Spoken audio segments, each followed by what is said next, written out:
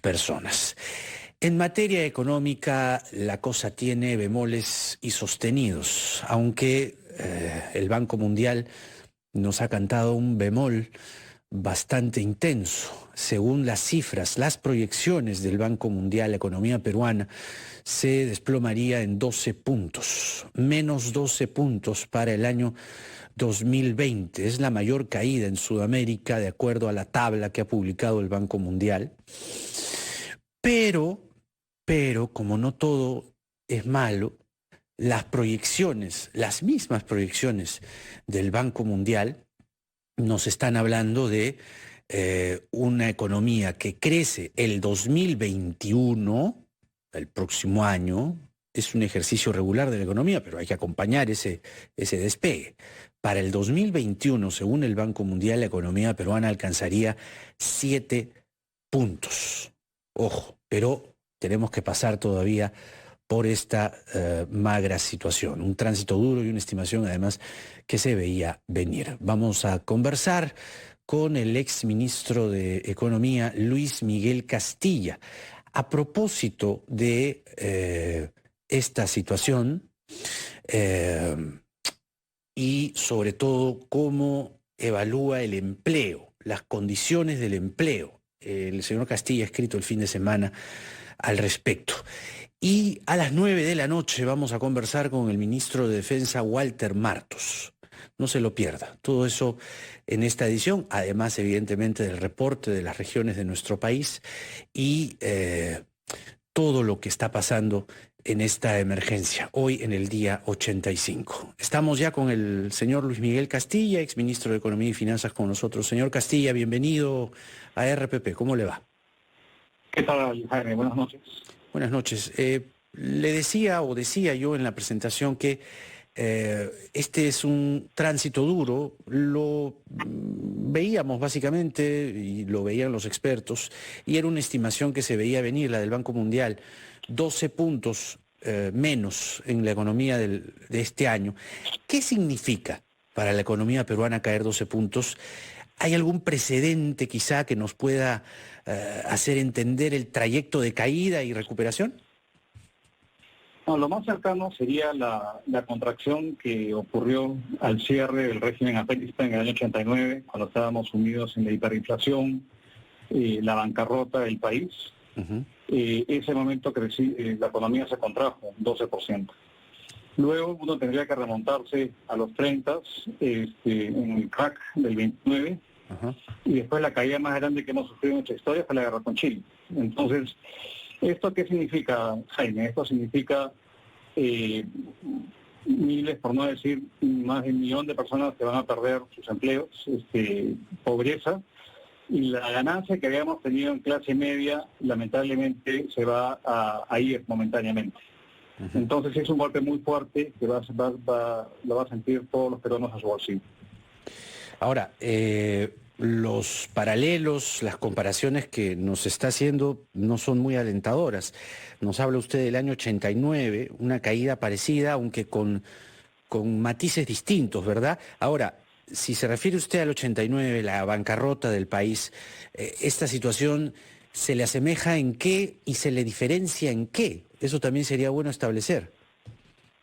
Correcto. En ese momento, a diferencia de la actualidad, esa fue una crisis por malas políticas, por políticas, digamos, populistas, a lo que se sumió obviamente un fenómeno del Niño que había ocurrido no hacía mucho.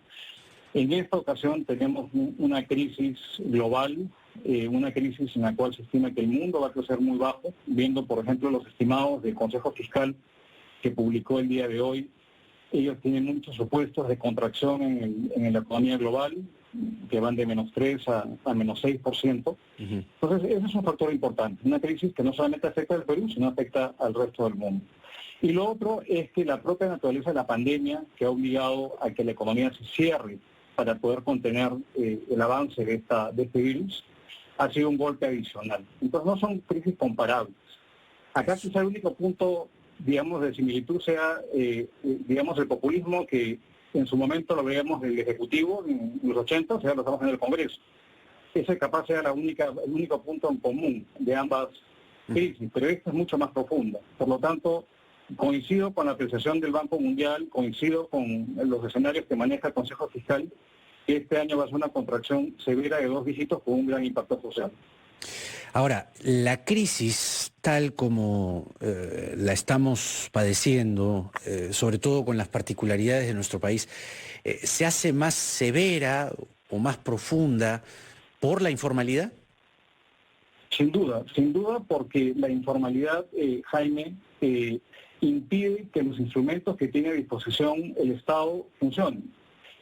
Si tuviéramos una economía más formal, una economía donde la inclusión financiera llegara, digamos, a más personas, los instrumentos que tiene el gobierno para mitigar la caída en la producción ayudarían a paliar una situación, digamos, de liquidez, una situación, digamos, muy compleja en muchos hogares, cosa que no ocurre.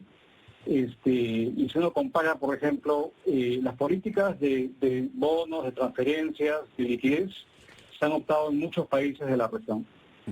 Pero si vemos los resultados económicos y la revisión que se tiene sobre el crecimiento de otros países, en nuestro caso nos está pegando más duro.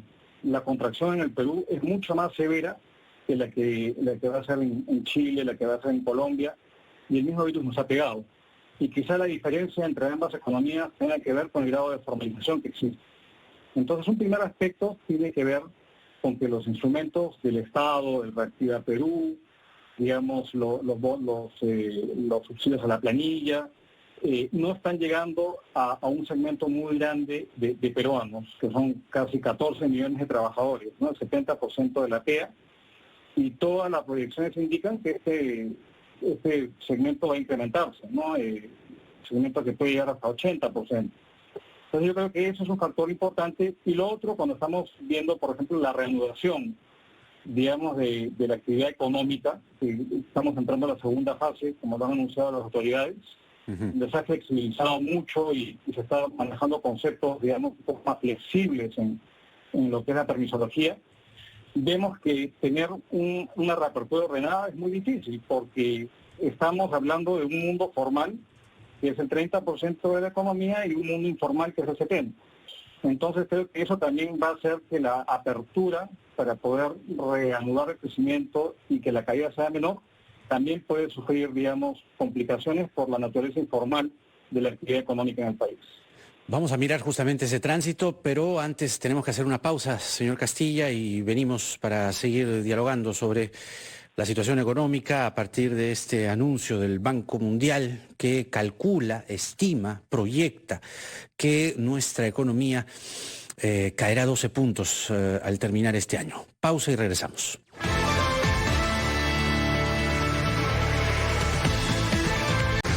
Esto es la rotativa del aire por RPP, La Voz del Perú. Soy Jaime Chincha y los acompaño en el día 85 de la emergencia por el coronavirus. Estamos conversando con Luis Miguel Castilla, exministro de Economía y Finanzas. Hemos hablado en la primera parte de esta proyección que hace el Banco Mundial de una caída de 12 puntos en nuestra economía para el año 2020. Pero, ¿qué tal si vemos esa proyección ya definiéndola por sectores, a propósito del artículo que escribió el fin de semana sobre el empleo, señor Castilla? Son 240.000 personas estimados que no trabajan en el país por la emergencia. Se han paralizado diversas actividades y poco a poco se están restableciendo. El Ministerio de Trabajo ha deslizado la idea de que se genere un bono para desempleados, ¿no? Replicando en menor medida lo que sucede en distintos países de Europa o Estados Unidos. ¿Está usted de acuerdo con un bono de estas características, un bono para desempleados? A ver, yo creo que conceptualmente el seguro de desempleo es la CTS para el trabajador. Pero no hay formalidad, pues, no completa. Para el trabajador formal. Claro. Pero acá yo creo que, digamos, antes de inventarme un nuevo bono, yo trataría de que los bonos que ya se han, digamos, aprobado y se estén en fase de implementación se den. La información que se tiene es que la meta es llegar a 7 millones de hogares en el país, Jaime, sí, a través de múltiples bonos. Pero dada la informalidad y la falta de información, solamente se ha podido llegar al 70%. Entonces quedan 2 millones de hogares que todavía no han podido recibir los bonos que el gobierno, digamos, ha estado implementando en particular el bono universal. Entonces, yo hallo que es un poco complicado crear una expectativa de un nuevo bono cuando los anteriores no han, digamos, todavía no se han desplegado del todo. Ujú. Entonces yo creo que la intención está dada, yo creo que quizás, digamos, se debería tratar de pensar de una forma cómo llegarle a esta gente, pero yo no me pondría otra tarea adicional cuando todavía me falta cumplir parte de lo que ya me comprometí, ¿no? Por un tema de lógica, ¿no? Y los recursos también son limitados. Estamos viendo que, por ejemplo, como decía el Consejo Fiscal, tenemos amplitud para gastar bien y tal, pero también hay límites. Veía las proyecciones y el endeudamiento puede crecer hasta en 15 puntos del PBI. Y hemos visto una señal de alerta, digamos, la semana pasada, con una reducción de la calificación crediticia que hizo la agencia Fitch. Entonces, vamos, yo no creo que el tema sea ese.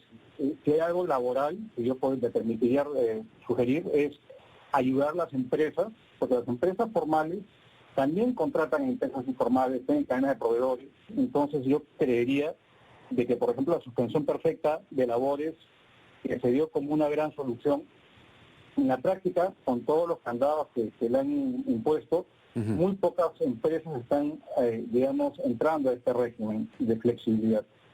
Entonces, yo no soy partícipe de bonos, mientras otros bonos no funcionan, y hay otros temas de fondo, creería yo, Jaime. Parte de los temas que yo planteo, por ejemplo, es que tenemos que tratar de darle mayor formalización a la economía, siguiendo un modelo parecido al que ha funcionado en el país, que ha sido el modelo de la ley de la promoción de la exportación agraria, por ejemplo, agropecuaria, agrícola. Ese modelo, en 15 años de vigencia, en la costa por lo menos, logró formalizar un 80%. Entonces, obviamente, se entra en temas complejos como Hola, señor Castilla. aportarlos de alguna forma para hacerlos adecuados, digamos, a la naturaleza cíclica. No, sí, claro. Por un momento se fue la señal. Pero si bien es cierto, ese modelo fue exitoso en la costa, viéndolo en líneas generales, la informalidad sigue siendo, y parece que eso va cuesta arriba, mayoritaria y abrumadora. ¿Qué ajustes se pueden hacer allí para...? Porque justamente la informalidad recusa de la formalidad, que integrarse a esta última es muy complejo, muy burocrático, mucha papelería, mucho requisito que al final desencantaron, no a todos, pero a buena parte de la informalidad. ¿Qué podría allí, digamos, reducirse, hacerse mucho más simple, más llamativo, más atractivo, para incluir a más peruanos en la formalización? Hoy que esos mismos peruanos, muchos, se dan cuenta que no estar conectados, aunque sea con el teléfono celular, a una base de datos, los deja fuera de un bono, de un préstamo. No, yo creo que hay muchas cosas que se pueden hacer, pero mientras estemos, Jaime, en una discusión que es ya vieja entre flexibilizar el mercado laboral y darle más estabilidad, estamos perdiendo de vista el patrón del trabajo. Digamos, el patrón del trabajo cada vez hay menos relación entre la empresa tradicional y los trabajadores asalariados. Ejemplo de ello son estas plataformas de intermediación, los Uber, el Rappi, digamos. Esto ya no existe un patrón, ya no hay un empleador y un asalariado. Por lo tanto, ese es el patrón de flexibilidad que hoy día rige en el mundo. Esa economía de plataformas digitales para las cuales, digamos, recién está empezando en el país, pero en otros países esa es la forma de contratación. Es una cosa mucho más flexible, digamos, que permite que las personas puedan adherirse a estos mecanismos y dar sus servicios, digamos, como el delivery, como el ejemplo que estoy dando. Claro. Pero si uno quisiera, de alguna forma, avanzar en una agenda de formalización, acá hay dos aspectos centrales. Uno tiene que ver con que para que una empresa pequeña sea capaz de cubrir los costos de la formalización, que son altos en el país, tiene que tener una mano de obra más productiva. Y lamentablemente, en nuestro caso, la productividad laboral, que es cuánto producto saca un trabajador, es baja. Hago la comparación con Chile. Nuestra productividad laboral la chilena es 60% mayor que la peruana. Y por lo tanto eso le ayuda a las empresas chilenas a poder mantener una mano de obra formal, tener los beneficios y tal. En nuestro caso es muy alta. Es muy baja la formalidad, muy baja la productividad, que no nos permite ser formales. El otro aspecto tiene que ver con el tipo de contratos que damos. Nuestra legislación es muy rígida. Despedir a un individuo, digamos, es muy costoso. Si yo, por ejemplo, le pago 100 soles a una persona para contratarla, ese costo no salarial me sale 70% adicional. Vale decir, esa persona que le pago 100, yo tengo que pagar 70 soles adicional. Vale 170 soles esa persona. En otros países es distinto, es mucho más bajo que esos niveles.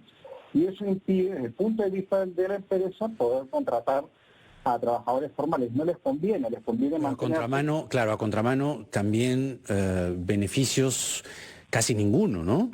Digamos, en la mayoría. No sé si eso también se puede pensar. Yo no hablo de beneficios suntuosos, sino un seguro de salud, por ejemplo, ¿no? Convenir con el Estado una fórmula mixta, no sé. Es que creo que, por ejemplo, ahí podría ser una buena forma de usar los subsidios, es justamente ayudar para que pudiera la pequeña empresa poder suplir estos costos que son muy altos. Hay una cuestión que se llama pensión social para la NITE. ¿Qué significa eso? Que el Estado te subsidia parte de la contribución social de tu empleado. Es una forma, digamos, de reducir los costos, y eso se ha usado en algunos casos. En nuestro país hubo una ley que lo aprobó hace unos años, nunca se aplicó. Esa es una primera posibilidad. Lo otro es que en el costo-beneficio de las personas, digamos, ellos tienen que, para mantenerse formales, digamos, hay también efectos, como tú mencionabas, de mucha tramitología, es muy difícil. Claro.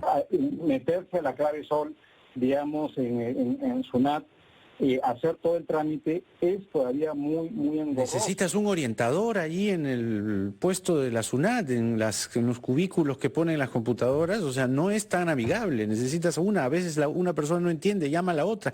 Pero yo quería, a propósito del tema empleo, hablar de esto que se denomina la precariedad del empleo, incluso mirando la era post-pandemia, digamos, ¿no? ¿En qué condiciones para usted quedará esta situación laboral? ¿Cuáles son los marcos generales que permitan hacer menos precario el empleo? ¿Hay una precariedad para usted? Sí, sin duda, y lo estamos viendo, porque, digamos, la pobreza ha bajado sustantivamente y estaba al 20% antes de la crisis. Los estimados muestran de que va a subir, digamos, la pobreza en 8 puntos. Y esto, ¿de dónde sale este incremento? Sale de personas, digamos, que estaban en la clase media, que van a perder el estatus de clase media. Entonces, yo creo que ¿Cuánto es el estimado de gente que pierde la clase, digamos, deja la clase media? Bueno, yo me tendería a decir que casi que los que incrementan, digamos, el pool si son 8 puntos, lo que se calcula podría incrementarse la pobreza, es decir, de 20 a 28% de la población, serían una reducción justamente de esa clase media, que es muy precaria, que está justamente en el margen, en ese rango de vulnerable, y que al perder su ingreso, engrosa las filas, digamos, de la pobreza nuevamente. Y sacar a la gente de la pobreza es muy difícil conseguir trabajo, porque ahora las empresas, por ejemplo, están más abocadas a ser más eficientes a través de la tecnología, se van a ver forzadas a dimensionar su tamaño, a contratar a menos gente, depender más de la tecnología, y eso va a hacer que los trabajadores sean menos empleables en otras actividades. Entonces, yo creo que sí vamos a ser, el gran perdedor, Jaime, de esta situación va a ser la clase media, porque la clase media emergente. Yo puedo entender la frustración, por ejemplo, de los trabajadores y los empresarios de Gamarra, que digamos que ven que no pueden hacer sus ventas, pero también es una oportunidad de formalizarse un poco más. Yo he visto, digamos, los esfuerzos que está haciendo el gobierno de flexibilizar el concepto, irse más hacia un concepto de cadena productiva, que se metan al comercio digital, por ejemplo, como una posibilidad que la tienen ahí, y hay cierta resistencia a eso. Entonces, digamos, tenemos una tarea muy importante hacia adelante, pero pasa justamente por las cosas que tú mismo dices. Los costos son elevados para el tamaño de empresa.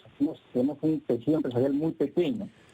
Somos 99% micro, pequeñas y medianas empresas, no gran empresas. Y para esas empresas es muy difícil poder absorber los costos de la formalidad. Ahora, son justamente estos los que van a perder su trabajo y van a perder, digamos, y se van a convertir, pasar de la formalidad a la informalidad y de la clase media emergente a una clase más vulnerable, probablemente cayendo a la pobreza en algunos casos. Ahora, ¿en qué medida, hablando concretamente de los impactos de estas leyes del Congreso, podrían deteriorar aún más nuestra solidez macroeconómica? Esta carta de los 4 embajadores que ya se han retractado, pero la retractación parece más diplomática que de fondo, porque ya el mensaje lo han dejado. El mensaje es claramente: Perú está perdiendo la imagen, ¿no? Con mucho esfuerzo desde el Congreso de la República, con medidas populistas, en perjuicio de poder conseguir créditos, tener, en fin, tasas de riesgo que teníamos hasta hace un año para atrás. ¿En qué medida estas medidas, valga la redundancia, es decir, en qué medida las leyes del Congreso, quiero decir, están mellando, deteriorando nuestra solidez? Definitivamente son un deterioro significativo a nuestra solidez, porque nosotros no solamente somos un país que macroeconómicamente se ha manejado bien, sino somos un país que pasó de ser paria en los 80s a ser un país que cumplía con los contratos, un país donde había seguridad jurídica. Y esa seguridad jurídica se consagró incluso en la Constitución del 93, y eso ha hecho que haya un crecimiento explosivo de la inversión extranjera en el país, y que la inversión privada, digamos, crezca de niveles que eran en torno a 10 puntos de PBI, al más del doble en los últimos años. Entonces, el mensaje que da el Congreso es que es un país en el cual ya lo que se firma no tiene validez, y lo preocupante es que el riesgo regulatorio se va incrementando. Ya no es el riesgo de pago del país, ya superamos eso felizmente gracias a las buenas políticas de austeridad y de prudencia fiscal. Ahora lo que se atenta es contra la predictibilidad de las reglas del juego. Y obviamente en un mundo en el cual hay mayor aversión al riesgo, los capitales han salido, y para volver a entrar van a pensarla más de una vez, van a ver si las reglas no son claras cuando yo invierto en otro país, donde yo tengo certidumbre con respecto a los impuestos que voy a pagar, certidumbre con respecto a los contratos que he suscrito. Y en este caso yo creo que es una llamada de atención, digamos, porque estamos nuevamente hipotecando el futuro de nuestro país. Esta película, Jaime, ya la vimos en los 80s. En los 80s, en la segunda mitad de los 80s, decidimos no honrar los compromisos. Y al final no teníamos acceso al financiamiento y el país se empobreció tremendamente. Entonces el riesgo, digamos, no quiero sonar alarmista, pero la verdad es que esto es muy, muy grave, porque significa que nos pone en sitial de países que no cumplen sus compromisos. Venezuela, Jaime, no hace lo que está haciendo nuestro Congreso. El país hoy día donde hay mayor, digamos, desorden social, no ocurre esto. El mismo gobierno venezolano, si expropia algo, indemniza, lo cual no es el caso de nuestro Congreso, porque ha dicho: yo suspendo los peajes, claro, no importa, y no pido, digamos, ni siquiera doy la posibilidad de reclamo. En el caso colombiano, por ejemplo, cuando se hizo una medida similar a esta suspensión de los peajes, tuvieron, digamos, una diferencia muy importante, que es que aquellas carreteras que estaban concesionadas, hubo una negociación 1 a 1, Estado concesionario, donde le dijo: aquí no vas a cobrar peajes, pero yo, Estado, te voy a resarcir, te voy a indemnizar, y cuando acaba la emergencia... sí, es tremendo realmente. Entonces, lo que nos describe. Yo creo que sí, esto, y Jaime, también lo que se viene, porque si solamente paráramos acá, diríamos: ok, hay un arbitraje que se viene, probablemente vamos a perder, pero viene una bola de nieve que va al sistema bancario, que va a los servicios públicos, por ejemplo, que estamos viendo problemas en la cadena de pagos de empresas de electricidad, de telecomunicaciones, y si estamos a la merced del populismo, digamos, y el cortoplacismo, podemos erosionar la base de nuestro país. Así es. Luis Miguel Castilla, exministro de Economía, con nosotros. Muchas gracias por esta entrevista. Sin duda los datos son muy puntuales, preocupantes, y vamos a seguir la cronología de nuestra economía, evidentemente, también. Vamos a la pausa y regresamos.